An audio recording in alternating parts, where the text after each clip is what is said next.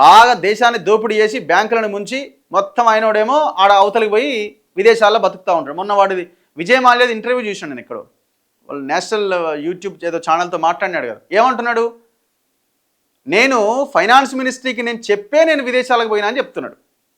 అంటే దొంగలను మాత్రం సాదరంగా ఆహ్వానం, వాడిని ఫ్లైట్ ఎక్కించి అవతలికి పంపిస్తారు. పంపించి వాడు ఈ పార్టీ వాడు ఆ పార్టీ మీద, ఆ పార్టీ వాడు ఈ పార్టీ మీద, నువ్వు ఉన్నప్పుడే పోయిండు నీకు చెప్పేపోయిండు అని వారికి వాడు దుమ్మెత్తి పోసుకుంటారు. ఇప్పుడు నక్సల్స్ రహిత భారతదేశంగా తయారు చేస్తా అంటున్నాడు. పేదరికం లేని, అణచివేత లేని, స్వేచ్ఛతో కూడిన, ప్రజాస్వామ్యం పరిడవిల్లేలాగా ఇలాంటి భారతదేశాన్ని తయారు చేస్తామని మాటలకే కానీ చేతల్లో ఎక్కడ మీరు చూపించారు.